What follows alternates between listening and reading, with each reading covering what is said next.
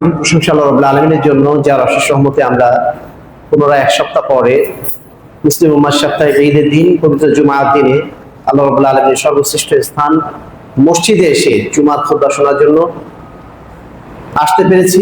যিনি আমাদেরকে নিরাপদে রেখেছেন, যিনি সুস্থ রেখেছেন, যিনি আমাদেরকে ঈমানের উপর টিকিয়ে রেখেছেন, সেই মহান রবের দরবারে আমরা শুকরিয়া আদায় করছি। আলহামদুলিল্লাহ। দরুদ ও সালাম বর্ষিত হোক শেষ নবী আহমদ মুস্তাফা মুহাম্মদ মুস্তাফা সাল্লাল্লাহু আলাইহি ওয়াসাল্লামের প্রতি, যার আদর্শ আমাদের কাছে সবকিছু, যার আদর্শের অনুসরণটাই আমাদের জীবনের একমাত্র সফলতার নিয়ামক। সেই রাসূলের প্রতি আমরা সংক্ষিপ্ত দরুদ পাঠ করছি। আল্লাহুম্মা সাল্লি আলাইহি আল্লাহুম্মা বারিক আলাইহি। সম্মানিত উপস্থিতি, আল্লাহ রাব্বুল আলামিন আমাদেরকে সৃষ্টির সর্বসেরা হিসাবে সৃষ্টি করেছেন। আমরা নিজেদেরকে আশরাফুল মাখলুকাত বলে দাবি করি। শুধুমাত্র তাই না, মুসলিম উম্মাহ হিসাবে আমাদের আরেকটা বিশেষ সম্মান আছে। অন্য সমস্ত জাতির উপর আল্লাহ রাব্বুল আলামিন আমাদেরকে কাল কিয়ামতের দিন বিশেষ মর্যাদা দেবেন, আমাদেরকে আগে জান্নাতে প্রবেশ করার অনুমতি দেবেন এবং অন্য সমস্ত জাতির উপরে আমাদেরকে সাক্ষী হওয়া সৌভাগ্য কাল কিয়ামতের ময়দানে দান করবেন। এত কিছুর পরেও একটা জিনিস আমাদেরকে খেয়াল রাখতে হবে, মানুষ হিসাবে দুইটা দুর্বলতা আমাদের মধ্যে আছে। প্রথম দুর্বলতা হচ্ছে আমাদের জ্ঞান কম। আল্লাহ বলছেন, আমি তোমাদেরকে যে জ্ঞান দিয়েছি সেই জ্ঞানটা অতি কম, খুবই সামান্য, এতই সামান্য। আপনাদের পাশে সাগর আছে, ওই সাগর থেকে একটা পাখি যদি তার ঠোঁটটা ডুবিয়ে দেয়, ডুবিয়ে দেওয়ার পরে তার ঠোঁটে যতটুকু পানি লেগে থাকে ওইটুকু পানি হচ্ছে মানুষের জ্ঞান, আর সাগর সম্পূর্ণ হচ্ছে আল্লাহ রাব্বুল আলামিনের জ্ঞান। এত সামান্য জ্ঞান নিয়ে আমাদেরকে আল্লাহ রাব্বুল আলামিন পৃথিবীতে পাঠিয়েছেন। দুই নম্বর যে বিষয়টি, সেটি হচ্ছে আমরা যারা আবার জানি, যাদের জ্ঞান আছে, তারাও অধিকাংশ সময় দেখা যায় যে আমরা সঠিক জিনিসটা জানি না, জানি কিন্তু সঠিকভাবে জানি না। এজন্য আমরা বলছি আলিম, প্রত্যেক জ্ঞানী ব্যক্তির উপরে আরেকজন জ্ঞানী আছে। অর্থাৎ আপনার জ্ঞানটাই চূড়ান্ত না, আপনি যেটা জানেন ওটাই ফাইনাল না। এই দুটো জিনিসের কারণে একজন মানুষ কখনো দাবি করতে পারে না আমি হচ্ছে হকের মানদণ্ড, আমি সত্যের মানদণ্ড, আমি যেটা বলবো সেটাই সঠিক, আমার বিপরীতে যেটা সেটাই বেঠিক। এই মানদণ্ড মানুষের পক্ষ থেকে আসা সম্ভব না। এই মানদণ্ড শুধুমাত্র আসবে আল্লাহর পক্ষ থেকে। আল্লাহ রাব্বুল আলামিন তার কিতাব এবং সুন্নাতের মাধ্যম দিয়ে যে সত্যের মাপকাঠি পাঠিয়েছেন, এটাই চূড়ান্ত। আমরা মানুষ যত বড় জ্ঞানী হই না কেন, যত বড় মর্যাদার জায়গায় যাই না কেন, আমরা কখনো আল্লাহ রাব্বুল আলামিনের জ্ঞানের তুলনায় কিচ্ছু না, এবং আমাদের জানাটা যে কোনো সময় ভুল প্রমাণিত হতে পারে। এই মূলনীতি আমাদেরকে সবসময় মনে রাখতে হবে। আমরা জুমার দিন সূরা কাহফ পাঠ করি, আওয়াজটা কি ক্লিয়ার যাচ্ছে? আমার হচ্ছে একটু বাজতেছে বেশি। আমরা জুমার দিন সূরাতুল কাহফ পড়ি। আমাদের কি জানা আছে সূরা কাহফ পড়া কি ফজিলত? সূরা কাহফ যে ব্যক্তি জুমার দিন পড়বে, সে ব্যক্তিকে আল্লাহ রাব্বুল আলামিন দাজ্জালের ফিতনা থেকে মুক্ত রাখবেন। তো এই সূরা কাহফ এর মধ্যে বেশ কয়েকটা গুরুত্বপূর্ণ মেসেজ আছে। আমরা জানি যে সূরা কাহফের মধ্যে 4টা গল্প আছে। একটা গল্প হচ্ছে আসহাবুল কাহফের গল্প, তারপরে আরেকটা গল্প আছে বাগানওয়ালার গল্প, আরেকটা গল্প আছে মুসা আলাইহিস সালাম এবং খিজির এর মধ্যে গল্প, আরেকটা গল্প হচ্ছে যুলকারনাইনের গল্প। এই 4টা গল্পের মধ্যে একটা কমন জিনিস আছে। এখানে দেখবেন যে প্রত্যেকেই যেটা ভেবেছিল সেটা হয়নি। যেমন আসহাবুল কাহফ, তারা ওই গুহার মধ্যে কতকাল ছিল? 300 বছর ছিল বা 309 বছর ছিল, কিন্তু তারা ধারণা করেছিল তারা বোধহয় অল্প কিছুদিন গুহার মধ্যে ছিল। অর্থাৎ তারা যেটা ধারণা করেছিল সেটা কি সত্যি হয়েছিল? সত্যি হয়নি। তারা ধারণা করেছিল আমরা কিছুদিন আছি, কিন্তু আসলে তারা ছিল 300 বছর। অনুরূপভাবে ওই যে বাগানওয়ালা, সে বলছিল যে আমার এই বাগান কখনো ধ্বংস হবে না। বাগান নিয়ে সে বড়াই করেছিল, কিন্তু পরের দিন যখন সে গেল বাগানে, দেখলো এমন অবস্থা যে সে চিনতেই পারছে না যে তার বাগান এখানে ছিল আগে।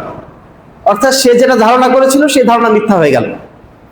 অনুরূপভাবে মুসা আলাইহিস সালাম খিজিরের কাছে যে ঘটনাগুলো দেখছিলেন, মনে হচ্ছিল এটা মনে হয় অত্যাচার করছেন, তিনি নিশ্চয়ই অন্যায় করছেন। মুসা আলাইহিস সালাম জানছেন যে আল্লাহ রাব্বুল আলামিন তার কাছে আমাকে পাঠিয়েছেন, নিঃসন্দেহে এর মধ্যে একটা হিকমত আছে। কিন্তু মুসা আলাইহিস সালাম বারবার ভুল করছেন যে না, উনি বোধহয় অন্যায় করছে। বাহ্যিক দৃষ্টিতে আমরা যে কেউ ওখানে উপস্থিত থাকলে আমরা বলতাম অন্যায় হয়ে যাচ্ছে, দেখেন বাস্তবতা হচ্ছে এই যে মুসা আলাইহিস সালামের কথাটা ঠিক ছিল না, তার জানাটা ঠিক ছিল না। তার জানার বাইরে যেটা ঠিক ছিল এটা পরবর্তীতে তিনি বুঝতে পারলেন। তারপরে চতুর্থ ঘটনায় যুলকারনাইনকে যখন বলা হলো, এলাকার লোকজন বললো যে আপনি একটা প্রাচীর তুলে দেন, আমরা এর বিনিময়ে আপনাকে টাকা দিয়ে দেব, ধন সম্পদ দেব। তারা ধারণা করেছিল যে কাউকে কিছু করে দিলে নিশ্চয়ই পারিশ্রমিক নেবেই সে। কিন্তু যুলকারনাইন বললেন যে না, আমি কোনো পারিশ্রমিকের বিনিময় না, আমি এমনিতেই করে দেবো।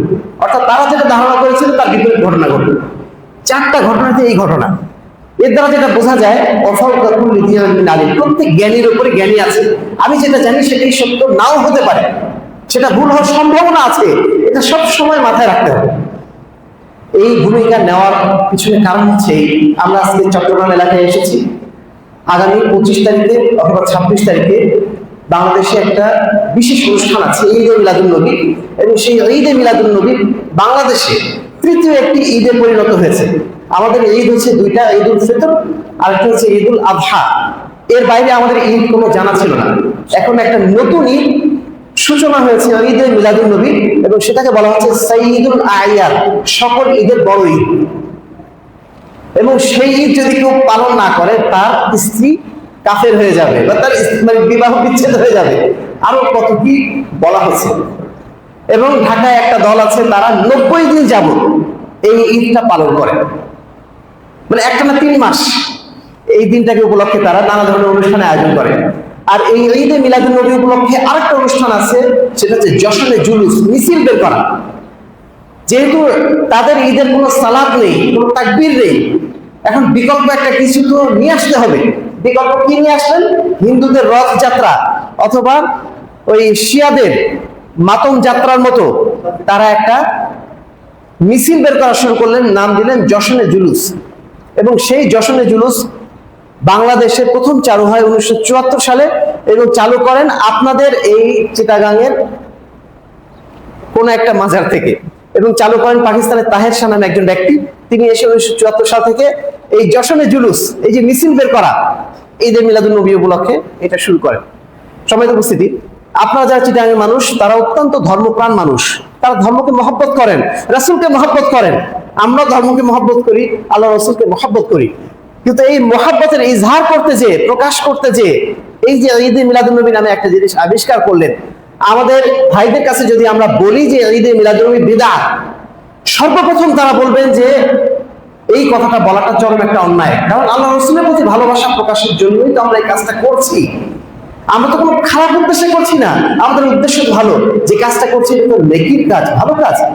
আল্লাহ রাসূল যদি জীবিত থাকতেন তিনি তো খুশি হতেন, অনেক ধরনের কথা তারা চিন্তা করবেন। সময় উপস্থিতি ভূমিকাতেই বলেছিলাম, আমরা যেটা বলি, যেটা বিশ্বাস করি, সেটা সবসময় সঠিক হবে বা সেটাই সত্য হবে, এটা নাও হতে পারে। আজকে যে ঈদে মিলাদুন নবীকে আপনি ঈদ মনে করছেন, এর দ্বারা আল্লাহ রাসূল সন্তুষ্ট হবেন মনে করছেন, এর দ্বারা মনে করছেন আপনি একটা ভালো কাজ করছেন, আপনার এই ধারণা এটা ভুল হওয়ার সম্ভাবনা আছে কি নেই? এই ধারণা যদি মাথায় থাকে তাহলে আপনার জন্য এটা মেনে নেওয়া সহজ। আর যদি মনে করেন যে না, আমি যা জেনেছি, বাপদাদা চোদ্দগুলো যা করে এসছে, আমার মুরব্বীরা যা শিখিয়েছে সেটাই সঠিক, তাহলে কিন্তু সঠিক পথ আর খুঁজে পাওয়া যাবে না। সম্মানিত উপস্থিতি, আমাদের কাছে আল্লাহ রাসূল সাল্লাল্লাহু আলাইহি ওয়াসাল্লামের সবচেয়ে বেশি মহব্বতের পাত্র। আমরা তো সেই হাদিস বলি, যে হাদিস আল্লাহ রাসূল বলছেন, লা ইউমিনু আহাদুকুম হাত্তা আকুনা আহাব্বা ইলাইহি মিন ওয়ালিদিহি ওয়া ওয়ালাদিহি ওয়ান নাস আজমাইন। ওই ব্যক্তি কখনোই ঈমানদার হতে পারবে না যতক্ষণ না পর্যন্ত আমি, তার পিতা, তার সন্তান, দুনিয়ার সমস্ত কিছু চেয়ে তার কাছে প্রিয়তর না হব। আমরা তো আল্লাহ রাসূলকে সবচেয়ে বেশি ভালোবাসবো, এটাই আমাদের ঈমানের পরিচয়। কিন্তু এই ভালোবাসার প্রকাশের মাধ্যমটা কিভাবে হবে? আল্লাহ রাব্বুল আলামিন বলেন, কুল ইন কুনতুম তুহিব্বুনাল্লাহ ফাত্তাবিউনি ইউহিব্বুকুমুল্লাহ। তোমরা যদি আল্লাহকে ভালোবেসে থাকো, তাহলে তোমরা আমার আনুগত্য করো, আমাকে অনুসরণ করো, তাহলে আল্লাহ রাব্বুল আলামিন তোমাদেরকে ভালোবাসবেন। আল্লাহ রাসূলকে আমরা ভালোবাসি বটে, ভালোবাসার অর্থ হচ্ছে এই আমরা কতটুকু তাকে অনুসরণ করছি। এই অনুসরণটাই আমাদের ভালোবাসার মাপকাঠি। আমরা যদি তাকে পরিপূর্ণভাবে অনুসরণ করতে পারি, তার অর্থ আমরা তাকে পরিপূর্ণ ভালোবাসি। যদি আমরা তাকে অনুসরণের নাম করে, তাকে আমরা ভালোবাসার নাম করে অন্য কিছুর অনুসরণ করি, অন্য ব্যক্তির অনুসরণ করি, এবং অন্য সিস্টেমের অনুসরণ করি, যেটা তিনি করতে বলেননি, যেটার অনুমোদন তিনি দেন নাই, সেটা অনুসরণ করার অর্থ হচ্ছে তাকে অপমান করা এবং তাকে তাকে ছোট করে দেওয়া। এই বিষয়টা আমরা অনেকেই বুঝি না, না বোঝার কারণেই আজকে আমরা এত সমাজে শিরক দেখতে পাচ্ছি, এত বিদআত দেখতে পাচ্ছি, এত কুসংস্কার দেখতে পাচ্ছি, এবং সেগুলো সব চলছে ইসলামের নাম দিয়ে। সম্মানিত উপস্থিতি, আমাদেরকে প্রথমে জানতে হবে ঈদে মিলাদুন নবী নামক যে অনুষ্ঠানটি হচ্ছে, বা ইসলামের নামে এই যে অনুষ্ঠানগুলো আমরা সাধারণত দেখে আসছি, অধিকাংশ অনুষ্ঠান সেগুলো হচ্ছে বেদাত, সেগুলো ইসলাম আমাদের উপরে মানে বিধান করে নাই, আল্লাহ রসুল আমাদেরকে সেগুলো শিখিয়ে যান নাই। এটা হচ্ছে প্রাথমিক কথা। 2 নম্বর হচ্ছে এই আল্লাহ রসুলের প্রতি আমাদের হকটা আসলে কি, আল্লাহ রসুল সাল্লাল্লাহু আলাইহি ওয়াসাল্লামের উপরে হকটা আমাদের কি। প্রথম হক আমরা বলেছি আল্লাহ রসুলকে আমরা সবচেয়ে বেশি ভালোবাসবো। ওমর রাদিয়াল্লাহু আনহু বলেছিলেন, ইয়া আল্লাহ রসুল, আমি দুনিয়ার সমস্ত মানুষের চেয়ে আপনাকে বেশি ভালোবাসি, তবে আমাকে ব্যতীত, অর্থাৎ আমি নিজের চেয়ে তো কাউকে ভালোবাসতে পারি না। আল্লাহ রসুল বলছেন, হয়নি, তোমার ভালোবাসা হয়নি। তখন ওমর বললেন, হে আল্লাহ রসুল, আমি আমার চেয়েও আপনাকে বেশি ভালোবাসি। তখন আল্লাহ রসুল বলেন, আল আন, এখন ঠিক আছে। অর্থাৎ আমাদের জীবনের চেয়েও আমরা আল্লাহ রসুলকে ভালোবাসবো, এটা হচ্ছে আল্লাহ রসুলের প্রতি ঈমানের দাবি। 2 নম্বর হচ্ছে এই আল্লাহ রসুল সাল্লাল্লাহু আলাইহি ওয়াসাল্লামকে আমরা ভালোবাসবো, তার প্রতি ঈমান রাখবো। তার দ্বিতীয় মানদণ্ড হচ্ছে আমরা তাকে অনুসরণ করব। আল্লাহ রসুলের স্ট্যাটাসই হচ্ছে এই, আল্লাহ রাব্বুল আলামিন তাকে পাঠিয়েছেন এই জন্য যেন তার আনুগত্য করা হয়। মূল উদ্দেশ্য কিন্তু এটাই, ওমা আরসালনা মির রাসূলিন ইল্লা লিইউতা বিইজনি। আমি যে রাসূলকে প্রেরণ করেছি উদ্দেশ্য হচ্ছে একটাই, যেন তাকে অনুসরণ করা হয়। আল্লাহ রসুলকে যদি অনুসরণ করার নির্দেশ আল্লাহ রাব্বুল আলামিন আমাদেরকে না দিতেন, আমরা আল্লাহ রসুলকে অনুসরণ করতাম না। আমাদের অনুসরণ করার জায়গা একমাত্র আল্লাহ রাব্বুল আলামিন, তিনি আমাদের রব, তিনি যা করতে বলেছেন তাই আমরা করব। তিনি যেহেতু তার রাসূলকে আমাদের কাছে পাঠিয়েছেন মডেল হিসেবে এবং তাকে অনুসরণ করতে বলেছেন, এই জন্য আমরা তাকে অনুসরণ করি। আল্লাহ রাব্বুল আলামিন তার রাসূলের মাধ্যমে দিয়ে আমাদের আরো শিখিয়ে দিয়েছেন, মাইয়ুতির রাসূলা ফাকাদ আতা আল্লাহ, যে ব্যক্তি আল্লাহ রাসূলের আনুগত্য করলো সে মূলত আল্লাহরই আনুগত্য করলো। ওমা আতাকুম রাসূল ফাখুযুহু ওয়া মা নাহাকুম আনহু ফান্তাহু। আমার রাসূল তোমাদের কাছে যা কিছু নিয়ে এসেছেন তোমরা তার অনুসরণ করো, যা নিষেধ করেছেন সেটা তোমরা বর্জন করো। ফাইনালি, লাকাদ কানা লাকুম ফি রাসূলিল্লাহি উসওয়াতুন হাসানাহ, তোমাদের জন্য আল্লাহর রাসূলের মধ্যেই রয়েছে সর্বোত্তম নমুনা, সর্বোত্তম মডেল, সর্বোত্তম আদর্শ। লিমান কানা ইয়ারজুল্লাহ, যে ব্যক্তি আল্লাহকে চায়, ওয়াল ইয়াউমাল আখিরা, এবং সে কিয়ামতের দিনে আল্লাহর কাছে জান্নাত পেতে চায়, ওয়া যাকারাল্লাহ কাসীরা, এবং সে সব সময় আল্লাহকে স্মরণ করে। তার জন্য আল্লাহর রাসূল হচ্ছেন সবচেয়ে বড় মডেল, সবচেয়ে বড় আদর্শ। সম্মানিত উপস্থিতি, আমরা আল্লাহ রাসূলের কেন আনুগত্য করব? আল্লাহ রাসূল নিজেই বলছেন, কুল্লু, যেটা আমি শুরুতে পড়েছি যে আমার উম্মতের প্রত্যেকেই জান্নাতে যাবে, তবে ওই ব্যক্তি ব্যতীত যে জান্নাতে যেতে অস্বীকার করে। সাহাবীরা বলছেন, হে আল্লাহর রাসূল, জান্নাতে যেতে অস্বীকার করে এমন কোন ব্যক্তি আবার আছে নাকি? পৃথিবীর সবচেয়ে নিকৃষ্ট ব্যক্তি, যে তাকেও জিজ্ঞেস করেন, ভাই তুমি জান্নাতে যেতে চাও না জাহান্নামে? সে বলবে আমি জান্নাতে যেতে চাই। অথচ জান্নাতে যাওয়ার কোনো আমলই সে করে না, কিন্তু জান্নাতে সবাই যেতে চায়। আল্লাহ রাসূল বলছেন জান্নাতে যেতে চায় না। সাহাবীরা বলছেন, আল্লাহ রাসূল, এমন কোনো ব্যক্তি তো নাই যে জান্নাতে যেতে চায় না। আল্লাহ রাসূল বলছেন, যে ব্যক্তি আমার আনুগত্য করলো সে জান্নাতে যাবে, আর যে ব্যক্তি আমার আনুগত্য করে না, আমার অনুসরণ করে না, সেই ব্যক্তি যেন আসলে জান্নাতে যেতেই অস্বীকার করে। সম্মানিত উপস্থিতি, আল্লাহ রাসূল সাল্লাল্লাহু আলাইহি ওয়াসাল্লামের সর্বশেষ যেটা হেদায়েত, তিনি বারবার আমাদেরকে শেষের দিকে এসে এই কথাটা বলছেন, আলাইকুম বিসুন্নতি ওয়া সুন্নাতিল খুলাফায়ে রাশিদিন, তোমরা আমার সুন্নাতকে আঁকড়ে ধরে থাকো, আমার সাহাবায়ে কেরাম খুলাফায়ে রাশিদিনের সুন্নাতকে আঁকড়ে ধরে থাকো, ওয়া আযু আলাইহি বিন নওয়াজিজ, এবং সেটাকে তোমরা মাড়ির দাঁত দিয়ে আঁকড়ে ধরে থাকো। কারণ তিনি জানতেন যত জামানা আসবে তত মানুষ আল্লাহ রাসূলের সুন্নাত থেকে দূরে সরে যাবে। এজন্য আল্লাহ রাসূলের শেষ বক্তব্যগুলো শুধু সুন্নাত অনুসরণের বিষয়ে বারবার ছিল। তৃতীয় যে বিষয়টি, সেটি হচ্ছে আমরা সাহাবায়ে কেরামের মানহাজ যদি দেখি, তারা প্রতিটা মুহূর্তে আল্লাহ রাসূল সাল্লাল্লাহু আলাইহি ওয়াসাল্লামকে অনুসরণ করার জন্য সর্বাত্মক চেষ্টা করতেন। একটা উদাহরণ শুধু দেই, যেহেতু সময় কম, অল্প সময়ে শুধুমাত্র কয়েকটা উদাহরণ দিয়ে যাব। আব্দুল্লাহ বিন ওমর রাদিয়াল্লাহু তাআলা আনহু, তার সামনে এসে সাহাবীরা এসে বলছেন, হে আল্লাহর রাসূল, হে ইবনে ওমর, আপনার আব্বা তিনি তো আপনার হজ্জে তামাত্তু পছন্দ করতেন, আল্লাহ রাসূল করেছেন হজ্জে কিরান, আপনি কোনটাকে পছন্দ করেন? তিনি চুপ থাকছেন। চুপ থেকে তিনি বলছেন যে হজ্জে কিরানের কথা।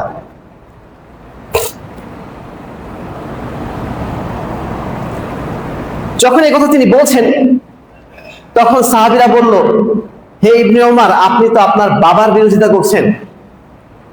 এই কথা যখন দু একবার বলল, বলার পরে ইবনে ওমর রাদিয়াল্লাহু তাআলা আনহু প্রচন্ড ক্ষিপ্ত হয়ে গেলেন। তিনি বলছেন, তোমাদের কাছে কি আল্লাহর কিতাব এবং রাসূল সাল্লাল্লাহু আলাইহি ওয়াসাল্লামের সুন্নাত বেশি পছন্দ, নাকি উমরের সুন্নাত তোমাদের কাছে বেশি পছন্দ? ইবনে ওমর রাদিয়াল্লাহু তাআলা আনহু স্বয়ং উমর রাদিয়াল্লাহু তাআলা আনহুর পুত্র। সাহাবীরা বলছেন যে ওমর রাদিয়াল্লাহু তাআলা আনহু হজে তামাত্তু পছন্দ করতেন, কিন্তু আপনি তামাত্তু পছন্দ না করে কেরানকে কেন পছন্দ করছেন? তিনি বলছেন যে আল্লাহ রাসূল কেরানকে বেশি পছন্দ করতেন। সাহাবীরা বলছেন যে আপনি তাহলে আপনার বাবার বিরুদ্ধে যাচ্ছেন নাকি? তখন তিনি বলছেন, তোমরা কি আল্লাহ রাসূলের সুন্নাতকে বেশি পছন্দ করো নাকি ওমরের সুন্নাত বেশি? স্বয়ং সাহাবী তিনি তার বাবার বিরুদ্ধে পর্যন্ত চলে গেলেন আল্লাহ রাসূলের সুন্নাতকে মূল্যায়ন করার জন্য। কিভাবে তারা সুন্নাতকে মূল্যায়ন করেছেন? আল্লাহ রাসূল যখন জুতা খুলে ফেলতেন, পিছনে সাহাবীরা জুতা খুলে ফেলতেন। আল্লাহ রাসূল বলছেন, তোমরা কেন জুতা খুলছো? আমি জুতা খুলছি এই কারণে যে আমার জুতার তলায় ময়লা লেগেছে। সাহাবীরা বলছেন, আমরা ভাবছি বোধহয় সম্ভবত আল্লাহর পক্ষ থেকে নির্দেশ, এই জন্য আপনি জুতা খুলেন, আমরাও খুললাম। কিভাবে তারা আল্লাহ রাসূলকে অনুসরণ করতেন? সম্মানিত উপস্থিতি, আইম্মায়ে মুজতাহিদিন যারা ছিলেন, যাদের নামে 4 মাযহাব তৈরি করা হয়েছে, সেই মাযহাবের ইমামরা কেউ এই কথা বলেন নাই যে আমার কথার বিপরীতে যদি কোনো হাদিস চলে আসে, তোমরা হাদিস বাদ দিয়ে আমার কথা মানো। প্রত্যেকে এই কথা বলে দিয়েছেন, ইযা সাহাল হাদিস ফাহুয়া মাযহাবি, যখনই কোনো সহিহ হাদিস পেয়ে যাবে তখনই তোমরা জেনে রেখো ওটাই আমাদের মাযহাব। ইমাম আবু হানিফা, যাকে বলা হয় প্রত্যেক ইমামের বড় ইমাম, আল ইমাম আল আযম, সবচেয়ে বড় ইমাম, তার 2 জন সাথী ছিলেন, ইমাম মুহাম্মদ, ইমাম আবু ইউসুফ। তারা 2 জন ইমাম আবু হানিফার 2/3 মাসলায় তার বিরোধিতা করেছেন। কেন করেছেন? আল্লাহ রাসূল সাল্লাল্লাহু আলাইহি ওয়াসাল্লামের সুন্নাতকে অগ্রাধিকার দেওয়ার জন্য, হাদিসকে অগ্রাধিকার দেওয়ার জন্য। স্বয়ং তাদের ওস্তাদকে তারা 2/3 মাসলায় তার বিপরীত কথা বলেছেন, এবং ইমাম শাফিঈর মাসলার সাথে তারা একমত পোষণ করেছেন। তার মানে আইম্মায়ে মুজতাহিদিন যারা ছিলেন, তাদের যারা শাগির্দ ছিলেন, তারাও কিন্তু মূলত সুন্নাতের বিরুদ্ধে যান নাই, আল্লাহ রাসূলের আদর্শের বিরুদ্ধে কেউ যেতে চান নাই। প্রত্যেকে আল্লাহ রাসূলের আদর্শকে তারা শতভাগ অনুসরণ করার চেষ্টা করেছেন। আমাদের যারা উলামায়ে হক, যাদেরকে আমরা সব সময় মাথার তাজ মনে করি, ইমাম আহমদ তিনি স্পষ্ট ভাষায় বলছেন, লাইসা লি আহাদিম মা আল্লাহি ওয়া রাসূলিহি কালাম, আল্লাহ এবং তার রাসূলের কথা যখন চলে আসবে তখন আর কারো কালাম, কারো কথা চলবে না। ইমাম আহমদ সেই যুগে বলে গিয়েছিলেন। মুহাদ্দিস শাহ ওলিউল্লাহ দেহলভী, যাদেরকে আমরা উপমহাদেশে প্রত্যেকেই হানাফি হই, আহলে হাদিস হই, যে মাযহাবের মাসলাকের হোক না কেন, শাহ ওলিউল্লাহ দেহলভীকে সম্মান করেন এমন একজন ব্যক্তি নাই। সেই মুহাদ্দিস তিনি বলছেন, আমাদের সমাজে কিছু কিছু মানুষ এমন ভাবে তাদের ইমামকে অনুসরণ করে, কান্নাহু নাবিয়্যুন উরসিলা, যেন তিনি নবী, তাকে আল্লাহর পক্ষ থেকে প্রেরণ করা হয়েছে, তিনি ভুল বললেও ভুল, সঠিক ঠিক বললেও সঠিক। এইভাবে যারা অনুসরণ করে তাদেরকে তিনি নিন্দা করছেন। এইভাবে হুজ্জাতুল্লাহিল বালেগার মধ্যে বাংলাদেশে আলেম হয়েছেন, অথচ হুজ্জাতুল্লাহিল বালেগা পড়েন নাই, এমন একজন আলেম খুঁজে পাওয়া যাবে না। তিনি আলেমই না, তার হুজ্জাতুল্লাহিল বালেগাতে তিনি স্পষ্ট ভাষায় এই কথা বলে দিয়েছেন যে কোনো মাযহাব 400 বছরের আগে ছিল না, পরবর্তীতে এটা এসেছে, এবং সেটাকে মানুষ এমন ভাবে অনুসরণ করা শুরু করেছে যেমন ভাবে নবী পাঠালে মানুষ নবীকে অনুসরণ করত। সম্মানিত উপস্থিতি, ইমাম ইবনে তাইমিয়ার নাম আপনারা শুনেছেন। তিনি বলছেন, ফাকুল্লু মান ইত্তাবা রাসূল সাল্লাল্লাহু আলাইহি ওয়াসাল্লাম ফাল্লাহু কাফিহি ওয়া হাদিহি ওয়া নাসিরিহি, যেই ব্যক্তি আল্লাহ রাসূলকে অনুসরণ করে সেই ব্যক্তির জন্য আল্লাহই যথেষ্ট, সেই ব্যক্তির হেদায়েতের জন্য আল্লাহই যথেষ্ট, সেই ব্যক্তির সাহায্যকারী হিসেবে আল্লাহই যথেষ্ট। অর্থাৎ আল্লাহ রাসূল সাল্লাল্লাহু আলাইহি ওয়াসাল্লামের সুন্নাত অনুসরণের মধ্য দিয়েই আমাদের সার্বিক নিরাপত্তা, আমাদের সার্বিক কল্যাণ নিহিত রয়েছে। সামাজিক রেওয়াজ, বড় হুজুর, বড় মাদ্রাসা, বড় মুহতামিম, এগুলো কেউ আমাদের মানদণ্ড নয়। কেন? আলিম, প্রত্যেক আলেমের উপরেও আলেম আছেন যিনি সঠিক জিনিসটা জানেন। সত্যের মানদণ্ড একমাত্র মুহাম্মদুর রাসূলুল্লাহ সাল্লাল্লাহু আলাইহি ওয়াসাল্লাম, মুহাম্মাদুন ফারাকুম বাইনান নাস, তিনি হচ্ছেন মানদণ্ড। তিনি যেটা বলবেন সেটাই সঠিক। তার পক্ষ থেকে যদি কোনো আমরা কোরআন থেকে কোনো দলিল পেয়ে যাই, তার পক্ষ থেকে যদি কোনো হাদিস পেয়ে যাই, ওটাই আমাদের জন্য দলিল, ওর বাইরে আর কোনো দলিল নেই। ইমাম ইবনে তাইমিয়া আরো বলছেন, মান ফাতাত দালিল দাল্লা সাবিল, যে ব্যক্তি দলিল হারালো সে ব্যক্তি পথ হারালো। আমার দলিল ইল্লা মা জাআ বির রাসূল, এবং দলিল শুধুমাত্র ওটাই যেটা আল্লাহ রাসূল সাল্লাল্লাহু আলাইহি ওয়াসাল্লাম নিয়ে এসেছেন। আমাদের যুক্তি, আমাদের বুদ্ধি, আমাদের সমাজ, এগুলো আমাদের দলিল নয়। সম্মানিত উপস্থিতি, এবার আমরা আসি, আমরা নিশ্চয়ই এই কথা সবাই মেনে নিয়েছি যে আল্লাহ রসুলই একমাত্র অনুসরণের ব্যক্তিত্ব। দ্বিতীয় যে পর্যায়টি, যে আল্লাহ রসুলকে আমরা অনুসরণ করব কিভাবে। আল্লাহ রসুলকে অনুসরণ করার দাবি বাংলাদেশের প্রত্যেকটা মুসলমান করেন। যারা মুসলমান নন আমরা মনে করি তারাও করেন। কাদিয়ানীদেরকে আমরা মুসলমান বলি না, তারাও কিন্তু বলে যে আল্লাহ রসুলই তিনি হচ্ছেন সর্বোচ্চ অনুসরণীয়। যারা শিয়া তারাও বলেন যে আমরা আল্লাহ রসুলকে সর্বোচ্চ অনুসরণীয় হিসেবে মনে করি। কিন্তু একজন আহলুল হাদিস, একজন সুন্নাহপন্থী, একজন সালাফি, তাদের অনুসরণ এবং তাদের অনুসরণ সম্পূর্ণ আলাদা। সালাফি যারা, আহলুল হাদিস যারা, তারা কিভাবে আল্লাহ রসুলকে অনুসরণ করেন? প্রথমত তাসলিম আল কামেল, আল্লাহ রসুলকে তারা শতভাগ অনুসরণ করেন এবং শতভাগ তার দেওয়া বিধানের কাছে তারা আত্মসমর্পণ করেন। যখনই তারা জানতে পারেন আল্লাহ রসুলের পক্ষ থেকে এই বিধান এসেছে, তখন তারা আর কোনো যুক্তি বুদ্ধি, রসম রেওয়াজ, বাপ দাদা 14 পুরুষ আর কিছু টেনে আনেন না। এটাকে বলা তাসলিম আল কামেল, পরিপূর্ণ অনুসরণ। আল্লাহ রাব্বুল আলামিন বলেছেন ইন্নামা কানা কাউলাল মুমিনিনা ইযা দুউ ইলাল্লাহি ওয়া রাসূলিহি লিয়াহকুমা বাইনাহুম ইয়াকুলু সামি'না ওয়া আতা'না উলাইকা হুমুল মুফলিহুন। সূরাতুন নূর 51 নম্বর আয়াত। এই আয়াতটি আমাদের মনে রাখতে হবে। মুমিনদের বৈশিষ্ট্য বলা হচ্ছে এখানে, যে মুমিনদের বৈশিষ্ট্য হচ্ছে এই, যখন তাদেরকে আল্লাহ এবং তার রাসূল থেকে ডাকা হয় কোনো বিধানের বিষয়ে ফয়সালা দেওয়ার জন্য, তখন তাদের একটাই বক্তব্য হয় সামি'না ওয়া আতা'না, শুনলাম মেনে নিলাম। শুনলাম মেনে নিলাম, এই কথা যারা বলতে পারে আল্লাহ রাব্বুল আলামিন বলছেন উলাইকা হুমুল মুফলিহুন, এরাই হচ্ছে সফল কাম। সবাই এই কথা বলতে পারে না যে আল্লাহ রাসূলের কথা আমি যা শুনেছি ওটাই মেনে নেব। আপনি মনে করছেন এটা খুব সহজ, মোটেও সহজ না, মোটেও সহজ না। আপনি একটা ভিন্ন মাসলাকের মসজিদে যে রফলি আদায় করেন, আপনাকে আশপাশের কেউ মেনে নেবে না। ওই মসজিদের ইমাম যদি আপনাকে জানতে পারে যে আপনি রফলি আদায় করে সালাত আদায় করেছেন, আমিন বলে সালাত আদায় করেছেন, আপনাকে বলবে, পরের দিন নোটিশ দিয়ে দেবে আপনি এই মসজিদে আগামী দিন থেকে আর আসবেন না। কেন আপনাকে এই নোটিশটা দেবে? আপনি তো আল্লাহ রসুলের অনুসারী, তাই না? আপনি বলবেন যে আল্লাহ রসুলের পক্ষ থেকে যা এসেছে আমি মেনে নিয়েছি, এই কথা বলে আপনি তার কাছে পার পাবেন? মোটেও না, আপনাকে মোটেও সে ছাড়বে না। এই আদর্শে অনুসারী হওয়াটা অত্যন্ত কঠিন, যে আল্লাহ রসুলের পক্ষ থেকে যা জেনেছি আমি সঠিক, সেটাকে মেনে নেব, এই কথা বলাটা অত্যন্ত কঠিন একটা কাজ। এটা শুধুমাত্র তারাই পারেন যারা আহলুল হাদিস, যারা সালাফি, যারা আল্লাহ রাসূলের সুন্নাতকে প্রকৃত অর্থে ভালোবাসেন। শুধুমাত্র তারাই এই সত্যটাকে সঠিকভাবে মেনে নিতে পারেন, অনুসরণ করতে পারেন। যে ব্যক্তি আল্লাহ রাসূলের সুন্নাতকে পাওয়ার পরেও সঠিকভাবে অনুসরণ করে না, তাদের উদ্দেশ্যে আল্লাহ রাব্বুল আলামিন বলছেন সূরা আল আহজাবের 34 নম্বর আয়াত, ওয়া কানা লিমুমিনিন ওয়ালা মুমিনাতিন ইযা কাদাল্লাহু ওয়া রাসূলুহু আমরান আইয়াকুন লাহুমুল খিয়ারাতু মিন আমরিহিম। একজন মুমিন এবং মুমিনার জন্য যখন আল্লাহর পক্ষ থেকে কোনো বিধান চলে আসবে, এই বিধান আসার পরে তাদের আর কোনো সুযোগ নেই কথা বলার যে আমার একটা অপশন ছিল, এই বিষয়ে আমার একটা বক্তব্য ছিল। আল্লাহ রাসূল দাড়ি রাখতে বলেছেন, আমার একটা বক্তব্য ছিল যে দাড়ি রাখলে এই যুগে স্মার্টলি দাওয়াতি কাজ করা যায় না, মানুষ সহজে গ্রহণ করবে না, এই জন্য দাড়িটা আমি রাখতে পারছি না, আমার একটা কথা ছিল। এরকম কোনো কথা বলার কোনো জায়গা নেই। মানুষ আপনার কথা শুনুক বা না শুনুক, আপনাকে সুন্নাত যখন জেনেছেন মানতেই হবে। ওমাই ইয়াসিল রাসূলু ফাকাদ যাল্লা যালালাম মুবিনা, যে ব্যক্তি আল্লাহ এবং তার রাসূলের অনুসরণ করা বাদ দেবে, তার অবাধ্যতা করবে, নিঃসন্দেহে সে বহুদূর বিভ্রান্ত হবে, চরম বিভ্রান্ত হয়ে যাবে। আপনি বলবেন যে না, এই যুগে রাজনীতি করতে হলে একটু ছাড় দিতে হয়, এই যুগে রাজনীতি করতে গেলে খেলাফতের কথা বলে লাভ নেই, খেলাফত 1400 আগের গল্প।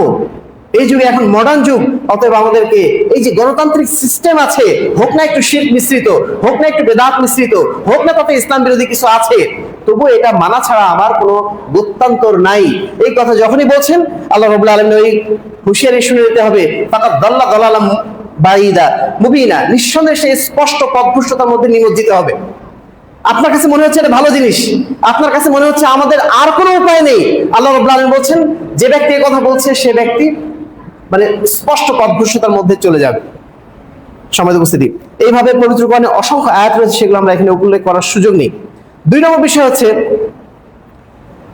বিষয় হচ্ছে তারকুল বিদআহ। যে ব্যক্তি আল্লাহ রাসূলের সুন্নাতের অনুসারী হবে, তার জন্য অপরিহার্য কর্তব্য হচ্ছে কোন বেদাতকে সে প্রশ্রয় দেবে না। যে যতটুকু বেদাতকে প্রশ্রয় দেয়, সে ততটুকু সুন্নাতকে পরিত্যাগ করে ফেলে। যেখানেই দেখবেন আপনি কিছু বেদাতি কাজ হচ্ছে, সেখানে দেখবেন সুন্নাতের উপর আমল কমে যাচ্ছে, ওখানে সুন্নাতের উপর আমল থাকছে না। 5 ওয়াক্ত সালাতের পরে দলবদ্ধভাবে মোনাজাত যখন শুরু হয়ে গেছে, তখন থেকে দেখবেন মানুষ আর তাসবিহ তাহলিল করে না, সালাতের পর যে দোয়া জিকির গুলো আছে ওগুলো তারা করে না, অপেক্ষা থাকে কখন মোনাজাত হবে। ওই যে একটা বেদাত যখন চালু হয়ে গেছে সুন্নাতে পালাবে। এই জন্য ইমাম মালিক বলছেন যে জায়গায় যতটুকু বেদাত হয় ওই জায়গা থেকে আল্লাহ রাব্বুল আলামিন ততটুকু সুন্নাত উঠিয়ে নেন। এজন্য বেদাতকে পরিত্যাগ করাটা এটা আমাদের জন্য অত্যন্ত অত্যন্ত জরুরি কাজ। বেদাত তিন ভাবে আমরা করে থাকি। এক নম্বর হচ্ছে জিয়াদা, যে কোনো ইবাদত যেটা আপনাকে যতটুকু করতে বলা হয়েছে ওটা বাদ দিয়ে আপনি একটু বাড়িয়ে ইবাদত করলেন, এটার নামই হচ্ছে বেদাত, যদিও সেটা ভালো কাজ হোক না কেন। আল্লাহ রসুলের কাছে আপনারা জানেন 3 ব্যক্তি এসেছিল, এসে বলছিল যে আল্লাহ রসুলের সালাত সিয়াম এগুলো অনেক কম মনে হচ্ছে আমাদের কাছে, আমরা একটা কাজ করি। একজন বলল যে আমরা সারা রাত সালাত আদায় করবো, একটু ঘুমাবো না। আরেকজন ব্যক্তি বলল আমি প্রতিটা দিন সিয়াম পালন করবো, কখনো সিয়াম ভাঙবো না। আরেকজন ব্যক্তি বলল আমি ইবাদত করার জন্য আমি আর কখনো বিয়ে শাদী করবো না। 3টা কাজই কিন্তু অন্য কোনো কাজ না, 3টা কাজই ইবাদতের কাজ। সালাত পড়া তো নিষিদ্ধ নয়, আপনি যে সিয়াম পালন করবেন এটাও নিষিদ্ধ না, আপনি বিয়ে করবেন না চিন্তা করেছেন এটাও নিষিদ্ধ নয়। কিন্তু আল্লাহ রাসূল যখন আসলেন, যখন জানতে পারলেন, জানার পরে তিনি এসে বলছেন যে তোমরা কি অমুক অমুক কথা বলছিলে, জেনে রাখো আমি তোমাদের চেয়ে আল্লাহকে বেশি ভয় করি, আমি তোমাদের চেয়ে অধিক তাকওয়াবান, কিন্তু আমিও রাতের পুরোপুরি অংশে সালাত আদায় করি না, কিছুটা ঘুমাই কিছু সালাত আদায় করি। আমি প্রতিদিন সিয়াম পালন করি না, কিছুদিন সিয়াম পালন করি আবার কিছুদিন সিয়াম ত্যাগ করি। আমি তোমাদের চেয়ে বেশি তাকওয়াবান, আমি তোমাদের চেয়ে বেশি আল্লাহকে ভয় করি, কিন্তু আমিও বিয়ে করেছি। ফামান রাগিবা আন সুন্নতি ফালাইসা মিন্নি, যে ব্যক্তি আমার সুন্নাতকে অনুসরণ করে না সে আমার দলভুক্ত নয়। এই যে 3 ব্যক্তি তারা কি অপরাধ করেছিল? অপরাধ একটাই, আল্লাহ রাসূল সাল্লাল্লাহু আলাইহি ওয়াসাল্লাম যতটুকু ইবাদত করতে বলেছেন তার বেশি তারা ইবাদত করতে চেয়েছিল, আর এই কারণে সেটা বিদআত হয়ে গেল। 2 নম্বর হচ্ছে তাবদীল, শরীয়তে যে বিধান যে জায়গায় করা উচিত সেটা না করে অন্য জায়গায় করছেন। মুনাজাত করা নিষিদ্ধ নয়, আল্লাহর কাছে চাওয়া নিষিদ্ধ নয়, কিন্তু আপনি কিভাবে চাচ্ছেন? আপনি যখন 5 ওয়াক্ত সালাতের পরে দলবদ্ধভাবে মুনাজাত করছেন ওই পদ্ধতিতে আল্লাহ রাসূল তো করেন নাই, আপনি একাকী করতে চান করেন না, কিন্তু দলবদ্ধভাবে যেভাবে করছেন এটা তো আল্লাহ রাসূল করতে বলেন নাই, করেন নাই। যেই জিনিস যেই ইবাদত যেখানে করার কথা সেখানে না করে অন্যভাবে করা, এটার নাম হচ্ছে তাবদীল। আরেকটা ইবাদত হচ্ছে তাহদিস, নতুন করে তৈরি করা। যে ইবাদত কোনো অস্তিত্ব ছিল না শরীয়তের মধ্যে, যেমন ঈদে মিলাদুন নবী, এটা কোনো অস্তিত্বই শরীয়তে ছিল না। এটা প্রথম এসেছিল মূলত আল্লাহ রাসূল সাল্লাল্লাহু আলাইহি ওয়াসাল্লামের জন্মের প্রায় 614 বছর পরে 625 হিজরিতে ইরাকের ইরবিল নামক একটা শহরে। সালাউদ্দিন আইয়ুবীর নাম আপনারা শুনেছেন, তিনি ছিলেন ক্রুসেড বিজেতা। ক্রুসেডের যখন জয় হয়, খ্রিস্টানদের সাথে যখন মুসলমানদের একটা পারস্পরিক ইন্টারাকশন তৈরি হয়, মুসলমানরা দেখলো যে খ্রিস্টানরা বড়দিন উপলক্ষে তারা যুদ্ধ করছে না, অর্থাৎ যীশু খ্রিস্ট ঈসা আলাইহিস সালাম তার জন্মদিন উপলক্ষে তারা ওই দিন তাদের যুদ্ধ করে না। আল্লাহ মানে ঈসা আলাইহিস সালামের জন্মের সম্মানে তারা ওই দিন তাদের যুদ্ধ করছে না। তখন ইরাকের ইরবিল নগরীর এই মুজাফফরউদ্দিন কুকুবুরি নামে একজন ব্যক্তি, একজন গভর্নর, তিনি ভাবলেন যে ওরা যদি ঈসা আলাইহিস সালামের জন্মের দিনটাকে সম্মান করে যুদ্ধ বন্ধ করে, তাহলে আমরা আল্লাহ রাসূল সাল্লাল্লাহু আলাইহি ওয়াসাল্লামের জন্মদিনকে কেন সম্মান করব না। এবং সেই সম্মানের উদ্দেশ্যে তারা একটা ঈদ বানিয়ে নিল, ঈদে মিলাদুন নবী। সেই দিন তারা আনন্দ ফুর্তি করার একটা ব্যবস্থা করে ফেললো। এইভাবে কিন্তু আস্তে আস্তে ঈদে মিলাদুন নবী চালু হলো আল্লাহ রাসূলের জন্মের 614 বছর পরে। অর্থাৎ একদম নতুন একটা সৃষ্টি, যে সৃষ্টি আল্লাহ রাসূলের যুগেও ছিল না, তার পরবর্তী যুগেও ছিল না, কেউ কখনো এগুলো করেন নাই। 614 বছর পরে এই ধরনের ইবাদত চালু হয়েছে, এটাও বিদআত। তাহলে বিদআত 3 প্রকার, একটা হচ্ছে ইবাদতের মধ্যে বাড়িয়ে করা, 2 নম্বর হচ্ছে ইবাদতটা ইবাদতের জায়গায় না রেখে অন্য জায়গায় নিয়ে যাওয়া। মুনাজাতটা করা যাবে, কিন্তু মুনাজাত 5 ওয়াক্ত সালাতের পরে দলবদ্ধভাবে না, নিজের মতো করেন আপনি, সেটা করতে পারেন। আর 3 নম্বর হচ্ছে তাহদিস, নতুন করে একটা সৃষ্টি করে দেওয়া যার অস্তিত্ব শরীয়তের কোথাও নাই। 3 নম্বর বিষয় হচ্ছে এই, যারা সুন্নাতকে পরিপূর্ণভাবে অনুসরণ করেন, যারা আল্লাহ রাসূলকে পরিপূর্ণভাবে ইত্তেবা করেন, তাদের তৃতীয় বৈশিষ্ট্য হচ্ছে তারা যে হাদিসগুলো পান সেই হাদিসগুলো গড়ে সব গ্রহণ করেন না, যেটা সহিহ হাদিস পান সেটাকে গ্রহণ করেন। জয়ীফ হাদিস, জাল হাদিস এগুলো আল্লাহ রাসূলের কাছ থেকে সরাসরি প্রমাণিত হাদিস নয়, আর এই কারণে আমরা সব সময় সহিহ হাদিসকে অগ্রাধিকার দেই। জয়ীফ হাদিস রফল ইয়াদাইন না করার পক্ষেও আছে, জয়ীফ হাদিস আমিন না বলার পক্ষেও আছে, কিন্তু আমরা যেহেতু সহিহ হাদিসকে অনুসরণ করি, সহিহ হাদিস আমরা পেয়েছি আল্লাহ রাসূল সাল্লাল্লাহু আলাইহি ওয়াসাল্লাম রফল ইয়াদাইন করেছেন, 400 বেশি হাদিস পাওয়া যায়, 50 জন বেশি সাহাবীদের কাছ থেকে আমল পাওয়া যায়। এই জন্য আমরা সহিহ হাদিসকে বেশি অগ্রাধিকার দিয়ে রফল ইয়াদাইন করি, সহিহ হাদিসকে অগ্রাধিকার দিয়ে আমরা আমিন বলি, সহিহ হাদিসকে অগ্রাধিকার দিয়ে আমরা বুকে হাত বাঁধি। আমরা যে ইবাদতগুলো সহিভাবে তরিকায় আদায় করার চেষ্টা করি সহিহ হাদিসকে অগ্রাধিকার দেওয়ার কারণে। 4 নম্বর যে বৈশিষ্ট্য, তারা সব সময় জয়ীফ হাদিস পেলে সেটাকে অগ্রাধিকার দেয় না, সেটাকে ছেড়ে দেন। জয়ীফ হাদিসকে তারা আমলযোগ্য মনে করেন না, কারণ যেই হাদিস আল্লাহ রাসূলের হাদিস নয় এটা আপনার ধারণা হচ্ছে, জানতে পারছেন আপনি, তারপরে সে হাদিসের উপর আমল করা নিষিদ্ধ। আল্লাহ রাসূল বলেন, মান হাদাসা আন্নী বিহাদিসিন ইয়ারা আন্নাহু কাযিব ফাহুয়া আহাদুল কাযিবাইন। যে ব্যক্তি কোনো হাদিস বর্ণনা করছে এবং সে জানে যে এই হাদিসটা হচ্ছে মিথ্যা, নিঃসন্দেহে সে দুইজন মিথ্যুকের একজন মিথ্যু। মান কাযাবা আলাইহি মুতাআম্মিদান ফালিয়াতাবাওয়া মাকআদাহু মিনান নার। যে ব্যক্তি ইচ্ছাকৃতভাবে আমার উপর মিথ্যা আরোপ করলো, আমি যা বলি নাই সেটা বললো, সে ব্যক্তি যেন তার স্থান জাহান্নামে করে দেয়। জয়ীফ হাদিস এবং জাল হাদিস আমরা নিশ্চিত নই যে সাহাবীরা বর্ণনা করেছেন কিনা, সেই হাদিসকে আমি আল্লাহ রাসূলের দিকে কিভাবে নিসবত করে দেব? সাহাবী বলেছেন কিনা সেটাই আমরা জানি না, সেটাকে আমরা বলছি আল্লাহ রাসূল বলেছেন। এই কথা বলতে গেলে নিশ্চিত প্রমাণ প্রয়োজন নেই। যখনই আমরা মনে করছি যে না, যেহেতু বইয়ে আসছে অতএব আমরা বর্ণনা করব, নিঃসন্দেহে এই বিষয়ে সতর্ক থাকা উচিত। আপনার বাবা একটা বক্তব্য বলেছে কিনা, একটা কথা বলেছে কিনা, সেটা আপনি না জেনে আপনার বাবার পক্ষ থেকে প্রচার করেন না। আপনি আমার বাবার কাছে যান যে ভাই বাবা আপনি বলেছিলেন কিনা এটা, তারপরে আপনি প্রচার করেন। আল্লাহ রাসূল সাল্লাল্লাহু আলাইহি ওয়াসাল্লাম যিনি হচ্ছে শরীয়তের মানদণ্ড, তার পক্ষ থেকে একটা কথা সঠিকভাবে এসেছে কিনা সেটা না জেনে আপনি যখন প্রচার করছেন, আপনি খেয়ানত করছেন, আপনি শরীয়তের সাথে খেয়ানত করছেন, আল্লাহ রাসূলের সাথে খেয়ানত করছেন। 5 নম্বর যে বিষয়টি, অনেক সময় দেখা যায় শরীয়তের কোনো বিধান সেটা স্পষ্ট বোঝা যাচ্ছে না যে এটা আল্লাহ রাসূলের সুন্নাহ দ্বারা প্রমাণিত কিনা। সেই ক্ষেত্রে আমাদের যেটা করতে হয় সেটা হচ্ছে কোনটা আল্লাহ রাসূলের সুন্নাতের দিকে বেশি পাওয়া যায় সেটাকে বেশি অগ্রাধিকার দেওয়া। যেমন আল্লাহ রাসূল সাল্লাল্লাহু আলাইহি ওয়াসাল্লামের সুন্নাতের ক্ষেত্রে দুইটা বলা হয়, যেমন যে ইকামত 2 বার দেওয়াও যায় আবার 1 বার দেওয়াও যায়। এই ক্ষেত্রে আমরা অগ্রাধিকার দেই কোনটাকে? 1 বার দেওয়াকে, কারণ 1 বারের পক্ষে বেশি হাদিস পাওয়া যায়, 2 বারের হাদিস সহিহ কিন্তু এই হাদিসটা কম।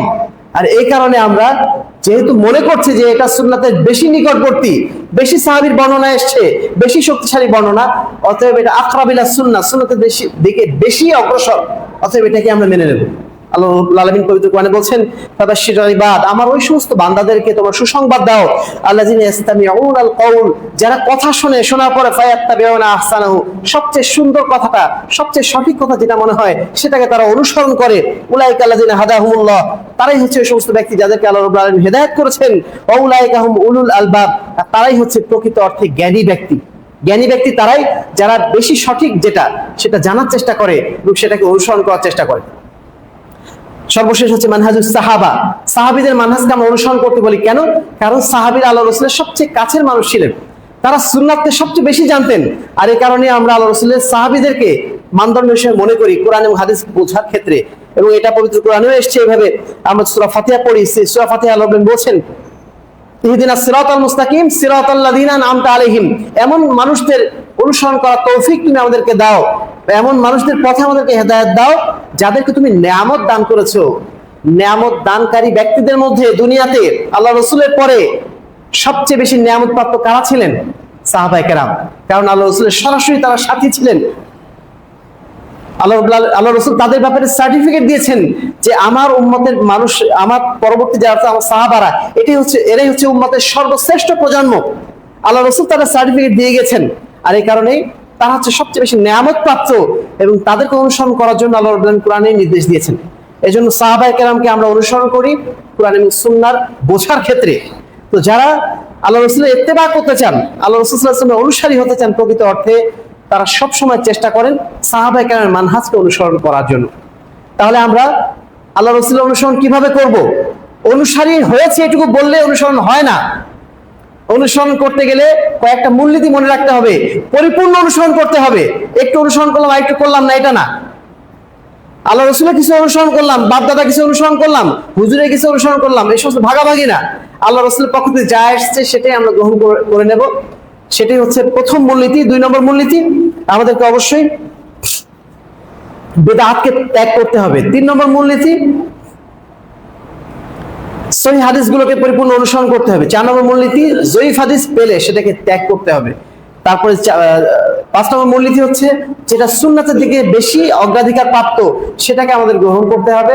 এবং সর্বশেষ আমরা যেন সাহাবায়ে কেরাম, আল্লাহ রাসূলের কাছের সবচেয়ে মানুষ যারা, তাদের অনুসরণ করে আমরা যেন কুরআন এবং সুন্নাত অনুসারী হতে পারি। সর্বশেষ যে পয়েন্টটি নিয়ে আলোচনা করব সেটি হচ্ছে আমরা কেন আল্লাহ রাসূল সাল্লাল্লাহু আলাইহি ওয়াসাল্লামের সুন্নাত পাওয়ার পরেও অনুসরণ করতে পারি না। সবাই তো অনুসারী হতে চায়, কিন্তু অনুসরণ কেন করতে পারি না? প্রথমত আল জাহালা, মূর্খতার কারণে আমরা আল্লাহ রাসূল সাল্লাল্লাহু আলাইহি ওয়াসাল্লামের সুন্নাত অনুসরণ করতে পারি না। আমরা অধিকাংশ আল্লাহ রাসূলের সুন্নাত সম্পর্কে জানি না, মানব কোথা থেকে?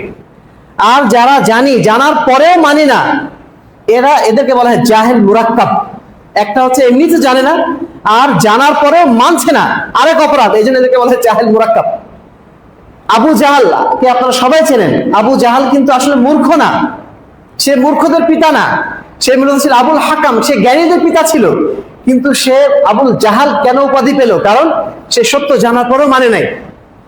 আমাদের সমাজের অধিকাংশ যারা আলেম ওলামা নামধারী, যারা সুন্নাত জানার পরও সুন্নাত মানেন না, সুন্নাত জানার পর যারা বিদআতের অনুসারী, তাদেরকে আমরা বলি জাহেল আল মুরাক্কাব, অর্থাৎ মূর্খর উপরে মূর্খ। কারণ তারা সত্য জানার পরও মানে না। একজন সাধারণ মানুষ জানে না, তার অপরাধ তো মেনে নেওয়া যায়, কিন্তু যেই মানুষটা জেনেও মানে না, তার অপরাধ আপনি কিভাবে আপনি লাঘব করবেন বা শিথিল করে দেখবেন? 2 নম্বর বিষয় হচ্ছে যে অধিকাংশ মানুষ তারা প্রবৃত্তির অনুসারী। বাপ দাদা 14 পুরুষ করে আসছে, আমি যদি ছেড়ে দেই কেমন দেখায়, সবাই খারাপ বলবে আমাকে, এলাকার লোকজন অন্য দৃষ্টিতে দেখবে। হাওয়া, ইত্তিবাউল হাওয়া, নিজের মনকে যারা অনুসরণ করে, আল্লাহ রাব্বুল আলামিন বলছেন ফাইল্লাম ইয়াস্তাজিবু লাক, তোমার বিধান আসার পরেও যদি তোমার বিধানের অনুসারী তারা না হয়, তোমার কাছে যদি তারা আত্মসমর্পণ না করে, তোমার কথা যদি না শোনে, ফাআলাম, জেনে রাখো, আন্নামা ইয়াত্তাবিউনা আহওয়াহুম, তারা তাদের প্রবৃত্তির অনুসরণ করে, তাদের মনের ইচ্ছার অনুসরণ করে, তোমার ইচ্ছার অনুসরণ করে না, আল্লাহর ইচ্ছার অনুসরণ করে না, নিজেদের মনের অনুসরণ করে। ওমান আদাল্লু মিম্মান ইত্তাবা হাওয়াহু, ওই ব্যক্তির চেয়ে পথভ্রষ্ট ব্যক্তি আর কে হতে পারে যে নিজের মনের অনুসারী হয়? বিগাইরি হুদাম মিন আল্লাহ, আল্লাহ রাব্বুল আলামিনের দেওয়া পথ নির্দেশ বাদ দিয়ে নিজের মনকে যে অনুসরণ করে, ওই ব্যক্তির চেয়ে পথভ্রষ্ট আর কে হতে পারে? ইন্নাল্লাহা লা ইয়াহদিল কওমাল যালিমিন, নিশ্চয়ই আল্লাহ রাব্বুল আলামিন জালেম কওমকে কখনো হেদায়েত দান করেন না। 3 নম্বর যে বিষয়টি, যেটি সবচেয়ে গুরুত্বপূর্ণ, সেটা হচ্ছে অন্ধ অনুসরণ আর তাআসসুব, গোলামি। আমরা গোলামি বিভিন্নভাবে করে থাকি। যেমন আমরা আমাদের বাপদাদার অনুসারী, বাপদাদার সবকিছু ছাড়তে পারি, বাপদাদার অনুসরণ ছাড়তে পারি না। এমন ভাবে আমরা বলি যে বাপদাদা 14 পুরুষ যা করে গেছে আমরা তাই করব, তারা যদি জাহান্নামে যায় আমরাও জাহান্নামে যাব। এই কথা বলতে আমাদের মুখে বাধে না, অথচ এই কথাটাই কিন্তু পৃথিবীর সমস্ত পথভ্রষ্ট জাতি যারা, তারা এই কথাটাই বলেছিল। এবং তারা স্পষ্ট ভাষায় বলেছিল ওয়াইদা কিলা লাহুম ইত্তাবিউ মা আনজালাল্লাহ ক্বালু বাল নাত্তাবিউ মা আলফাইনা আলাইহি আবানা, যদি তাদেরকে বলা হয় তোমরা কোরআন এবং সুন্নাহর আদেশ মেনে নাও, তখন তারা বলতো যে বরং আমরা বাপ দাদা 14 পুরুষের কাছ থেকে যা পেয়েছি সেটাই আমরা অনুসারী হব। একই কথা। পৃথিবীর যত পথভ্রষ্ট মানুষ সবারই কিন্তু এই কথা ছিল যে বাপ দাদা করে এসেছে, তারা কি ভুল করেছে? আজকের যুগে আপনি মুসলমান হওয়ার পরেও, আল্লাহর মানে বান্দা হওয়ার পরেও আপনি যদি একই কথা বলেন যে বাপ দাদা 14 পুরুষ যা করেছে তাই ঠিক আছে, তাহলে আগের কারের সেই পথভ্রষ্ট মানুষের সাথে আপনার কোনো পার্থক্য আর রইল না। মানুষ অনুসরণ করে আকসারিয়া, অধিকাংশ মানুষের, সবাই যা করছে তারা কি ভুল করছে? এই চট্টগ্রামের কোনো মসজিদে যে দেখি নাই যে মোনাজাত হয় না, আর আপনি বলছেন যে বেদাত। এই চট্টগ্রামের যত বড় বড় জায়গায় যাই, বড় বড় মাদ্রাসায় যাই, সব জায়গায় ঈদে মিলাদুন্নবী হচ্ছে, আর আপনি ছোট্ট জায়গায় বসে বলতেছেন যে ঈদে মিলাদুন্নবী করা যাবে না। এই যে অধিকাংশ মানুষের পূজা, এই পূজার বিরুদ্ধে আল্লাহ রাব্বুল আলামিন পবিত্র কোরআনে অসংখ্য জায়গায় বলেছেন ওয়া ইন তুতি আকসারা মান ফিল আরদি ইউদিল্লুকা আন সাবিলিল্লাহ, তুমি যদি সমাজের অধিকাংশ মানুষের অনুসারী হয়ে যাও, তারা তোমাকেও পথভ্রষ্ট করে দেবে। কাকে বলা হচ্ছে? আমার রাসূলকে বলা হচ্ছে। আমার রাসূল যদি কারোর অধিকাংশ মানুষের অনুসরণ করে, তিনিও পথভ্রষ্ট হয়ে যাবেন, আর আমি কে? অতএব অধিকাংশ মানুষ আমাদের মানদণ্ড নয়। আমাদের যারা ধার্মিক মানুষ তারা মাযহাবের অন্ধ অনুসরণ করেন। এই মাযহাবের অন্ধ অনুসরণ করার জন্য তারা সবকিছুকে ত্যাগ করতে প্রস্তুত। অথচ মাযহাবের যারা ইমাম, বলিষ্ঠ ইমাম যারা, হকপন্থী ওলামায়ে কেরাম যদিও মাযহাবভুক্ত হোক না কেন, তারাও স্পষ্ট ভাষায় বলে দিয়েছেন, যদি আল্লাহ রাসূলের কোনো হাদিসকে অগ্রাধিকার দিয়ে কোনো মাযহাবের বিধানকে পরিত্যাগ করা হয়, এর দ্বারা হানাফিয়াতকে পরিত্যাগ করা হয় না। আপনি আবু হানিফার অনুসারী নিজেকে দাবি করছেন, হানাফি হিসেবে দাবি করছেন, করেন, সমস্যা নেই, কিন্তু ইমাম আবু হানিফা বলে গেছেন যে সহিহ হাদিস পেলে সেটাকে তোমরা অনুসরণ করো। অতএব ইমাম আবু হানিফার কোনো কথা যদি হাদিসের বিপরীত হয়, আপনি যদি সেই হাদিসটাকে অনুসরণ করে নেন, ইমাম আবু হানিফার মন্তব্যকে যদি বর্জন করেন, আপনি মূলত হানাফি মাযহাবের বিরুদ্ধে যাচ্ছেন না, বরং ইমাম আবু হানিফার কথার পক্ষেই আছেন। আপনি হানাফি থেকেও সহিহ হাদিস অনুসরণ করতে পারেন। সম্মানিত উপস্থিতি, এই বিষয়টি আমাদের বুঝতে হবে। যত হকপন্থী ওলামায়ে কেরাম বিভিন্ন মাযহাবের মধ্যে আছেন, তারা কিন্তু কেউ বলেন নাই যে হাদিসের বিপরীতে আপনি আমল করেন, বরং হাদিসের পক্ষে আমল করাটাকে তারা সবসময় সমর্থন করেছেন। আনোয়ার শাহ কাশ্মীরির নাম আপনারা জানেন, ভারত উপমহাদেশে বিখ্যাত বিদ্বান, বহু মাসলায় তিনি হানাফি মাযহাবের বিরুদ্ধে ফতোয়া দিয়েছেন। আব্দুর রশিদ গাঙ্গুহি বহু জায়গায় তিনি হানাফি মাযহাবের বিপরীতে ফতোয়া দিয়েছেন। আব্দুল হাই লখনবী হানাফি মাযহাবের বড় বড় ইমাম, এনারা কেউ কিন্তু হাদিসের বিরুদ্ধে যেতে চান নাই। সম্মানিত উপস্থিতি, তারপরে আরেক ধরনের গোলামি আছে, সেটা হচ্ছে আল হাসাদ, হিংসার কারণে। দেখা যাচ্ছে যে আপনি একটা মাদ্রাসার বড় মুহতামিম, আপনার ছাত্র, সে আপনি ভুল ধরিয়ে দিয়েছে যে না ওস্তাদজি, আপনি কখনো দেখেন নাই সহিহ বুখারী পড়েছেন যে 1 রাকাত বেতর আছে। আপনি ওস্তাদ, আপনি তাকে শিখিয়েছেন পৃথিবীর কোথাও 1 রাকাত বেতর নাই, কিন্তু আপনার ছাত্র এসে ধরিয়ে দিল যে না বুখারীতে তো 1 রাকাত বেতরের কথা আসছে। এই কথাটা আপনার গায়ে লেগে গেল, প্রেস্টিজে লেগে গেল। আমি এত বড় হুজুর, আমার বিরুদ্ধে আমার ছাত্র বলে, আমার বিরুদ্ধে এলাকার ওই লোকটা বলে, ও কেবলমাত্র কি বলবো সৌদি আরবে যে শিখে আসছে, সৌদি আরবে সে লেবার ছিল, সেখান থেকে একটা কি কথা শিখে এসে আমার বিরুদ্ধে বলছে। এই যে হাসাদ, এই যে অহংকারের জায়গা, এই জায়গার কারণে মানুষ সত্যকে গ্রহণ করতে পারে না। জানছে সত্য, জানবেন, মানবে না। মানলে যে সে তার ছাত্রের অনুসারী হয়ে যাচ্ছে, মানলে যে এলাকার লেবারের অনুসারী হয়ে যাচ্ছে, সে চিন্তা করলো না যে আল্লাহ রসুলের, এটা তো লেবারের কথা না, এটা তো মূলত আল্লাহ রসুলের কথা। আল্লাহ রসুলের কথাটা সে বলছে মাত্র। সম্মানিত উপস্থিতি, তারপরে সর্বশেষ যে বিষয়টি, সেটি হচ্ছে আল খাউফ। অনেকেই ভয় করেন, চাকরির ভয় করেন। আমি যদি আজকে থেকে মোনাজাত ত্যাগ করে ফেলি, তাহলে এই মসজিদে আমার আর চাকরি থাকবে না। এত বড় মসজিদ, এই মসজিদে আমার 50,000 টাকা বেতন, আজকে যদি আমি বলি যে মুনাজাত বেদাত, তাহলে আমাকে অবশ্যই চাকরি হারাতে হবে। চাকরি হারানোর ভয়ে বহু আলেম ওলামা তারা সত্য জেনেও মানতে পারে না। আল্লাহ বলছেন ওয়াতাখশান নাস, তুমি মানুষকে ভয় পাও, ওয়াল্লাহু আহাক্কু আন তাখশা, আল্লাহ রাব্বুল আলামিন তাকেই তোমার বেশি ভয় করা দরকার ছিল। কাল কিয়ামতের ময়দানে তুমি দাঁড়াবে আল্লাহর সামনে, যখন তোমাকে জবাব দিয়ে নেওয়া হবে যে তুমি সুন্নাত জেনেও কেন মানুষকে বলো নাই, তখন কি জবাব দেবে? দুনিয়াতে না হয় কয়েকটা টাকা লস করলে, একটা চাকরি, একটা সম্মান লস করলে, কাল কিয়ামতের ময়দানে তোমাদের সবকিছু হারাতে হবে। সম্মানিত উপস্থিতি, এই সমস্ত কারণে মানুষ সাধারণত সত্যের অনুসারী হতে পারে না, সত্য জেনেও মানতে পারে না। খুতবা শেষ অংশে যে বিষয়টি আপনাদেরকে আবার অনুরোধ করব, আজকে যেহেতু ঈদে মিলাদুন্নবী প্রসঙ্গটা আসছে, আল্লাহ রাসূলের সুন্নাতের বিপরীত কাজগুলো হচ্ছে, আমাদের এখন সময় এসেছে যে কোনো মূল্যে সুন্নাতকে আঁকড়ে ধরা।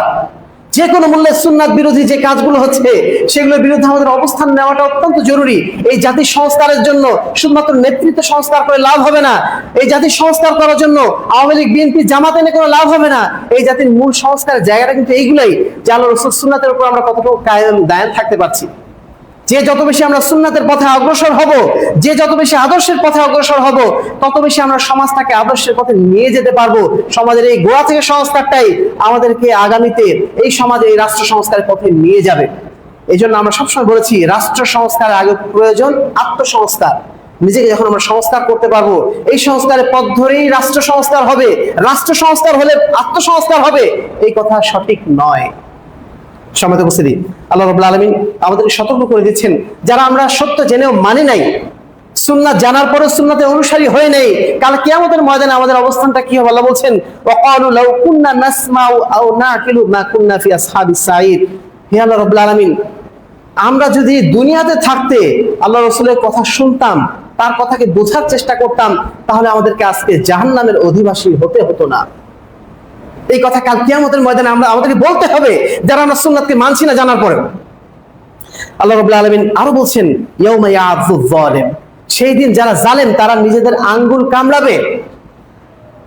আলা ইয়াদাই ইয়াকুলু, সে বলবে ইয়া লাইতানি, হে হায়, ইত্তাখাযতু মা রাসূল সাবিলা, যদি আল্লাহ রাসূলের কথা শোনার পরে তার কথা যদি আমরা মেনে নিতাম, কতই না ভালো হতো দুনিয়াতে থাকতে যদি এই কথাটুকু মেনে নিতাম। ইয়া ওয়াইলাতা লাইতানি লাম আত্তাখিজ ফুলানান খালিলা, হায় আল্লাহ রাসূলকে বাদ দিয়ে দুনিয়াতে যাদেরকে অনুসরণ করেছি তাদেরকে যদি আমি বন্ধু হিসেবে না নিতাম, তাদের যদি আমরা অনুসারী না হতাম, লাকাদ আযাল্লানি আনি যিকরি, ওই ব্যক্তি তো আমাকে পথভ্রষ্ট করে দিয়েছিল, সুন্নাত থেকে দূরে সরিয়ে নিয়ে গেছিল। বাদাই জানি, সুন্নাত তো আমি জেনেছিলাম, আমি বুঝতে পেরেছিলাম ফেসবুকের মাধ্যম দিয়ে, ইউটিউবের মাধ্যম দিয়ে, অমুক ভাইয়ের মাধ্যম দিয়ে আমি তো সুন্নাতের খবর জানতে পেরেছিলাম, আমি তো জানতে পেরেছিলাম এটা বেদাত, কিন্তু তারপর অনুসরণ করলাম না কেন? কাল কিয়ামতের ময়দানে আঙ্গুল কামড়াবে তারা।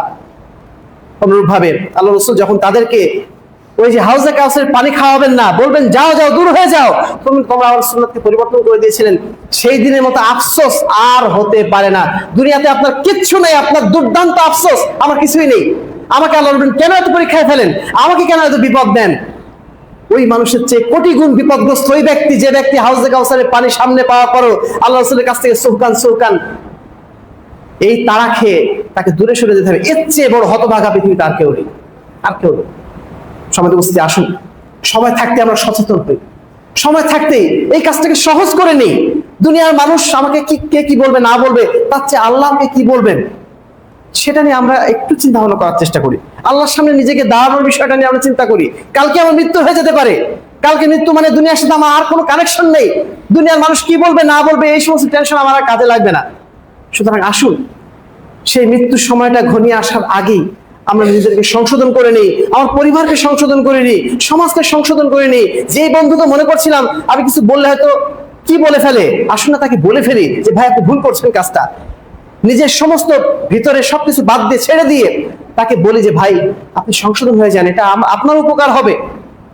এইভাবে আসুন না আমরা পরস্পরকে সংশোধন করার চেষ্টা করি, সুন্নাত অনুসারী বানানোর চেষ্টা করি, বেদাত থেকে নিজেদেরকে দূরে রাখার চেষ্টা করি। সম্মানিত উপস্থিতি, আজকের খুতবার মূল বিষয় বস্তু ছিল এটাই, ইত্তেবায়ে সুন্নাত কিভাবে আমরা করব, আল্লাহ রাসূল সাল্লাল্লাহু আলাইহি ওয়াসাল্লাম সুন্নাতের অনুসারী আমরা কিভাবে হতে পারবো এবং কি কারণে আমরা পরিপূর্ণ অনুসারী হতে পারছি না।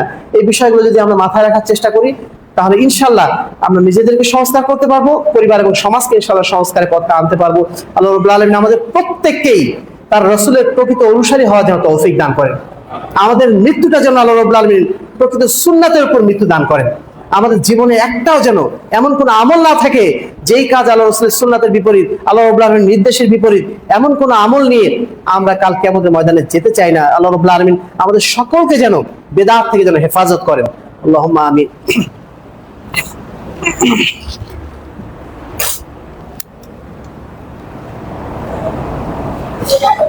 إن الحمد لله نحمده ونستعينه ونستغفره ونؤمن به ونتوكل عليه ونعوذ بالله من شرور أنفسنا ومن سيئات أعمالنا من يهده الله فلا مضل له ومن يضلله فلا هادي له ونشهد أن لا إله إلا الله ونشهد أن محمدا عبده ورسوله أما بعد فأعوذ بالله من الشيطان الرجيم بسم الله الرحمن الرحيم يا أيها الذين آمنوا صلوا عليه وسلموا تسليما اللهم صل على محمد وعلى آل محمد كما صليت على إبراهيم وعلى آل إبراهيم إنك حميد مجيد اللهم بارك على محمد وعلى آل محمد كما باركت على إبراهيم وعلى آل إبراهيم إنك حميد مجيد।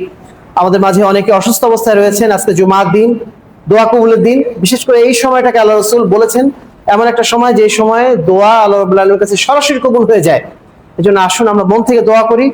আমাদের মধ্যে যারা অসুস্থ অবস্থায় রয়েছেন আল্লাহ রাব্বুল আলামিন তাদের সবাইকে যেন শিফায়ে কামেল এবং আজেলা দান করেন। যারা আমাদের মধ্যে মৃত্যুবরণ করেছেন তাদের জন্য আমরা অন্তঃপূরা দোয়া করি আল্লাহ রাব্বুল আলামিন তাদের গুনাহ খাতা যেন মাফ করে দেন এবং তাদের কবরকে যেন আল্লাহ রাব্বুল আলামিন জান্নাতের বাগিচায় পরিণত করে দেন। আল্লাহুম্মা আমিন। এই যে মার্কাজে আমরা বসে আছি, এই মার্কাজ এই চট্টগ্রামের গুটি কয়েক তাওহীদের মার্কাজের মধ্যে একটা মার্কাজ। এই মার্কাজকে যেন আল্লাহ রাব্বুল আলামিন তার দ্বীনি মার্কাজ হিসেবে যেন কিয়ামত পর্যন্ত কবুল করে নেন। এই মার্কাজের উপর যে বিপদ আপদগুলো মাঝে মধ্যে আসে, যে ঝামেলাগুলো মাঝে মধ্যে তৈরি হয়, আল্লাহ রাব্বুল আলামিন এই সমস্ত বিপদ বিপর্যয় থেকে যেন এই মার্কাজকে যেন রক্ষা করেন। এই মার্কাজে যারা দায়িত্বশীল আছেন, যারা শিক্ষার্থী আছেন, তাদেরকে যেন আল্লাহ রাব্বুল আলামিন পুরোটা সময় যেন দ্বীনের খেদমতে যেন ব্যাপৃত রাখেন এবং তাদেরকে যাবতীয় বিপদ আপদ থেকে যেন হেফাজত করেন। আল্লাহুম্মা আমিন। তাআদিলু ইবাদাল্লাহ রাহিমাকুমুল্লাহ ইন্নাল্লাহা ইয়া'মুরু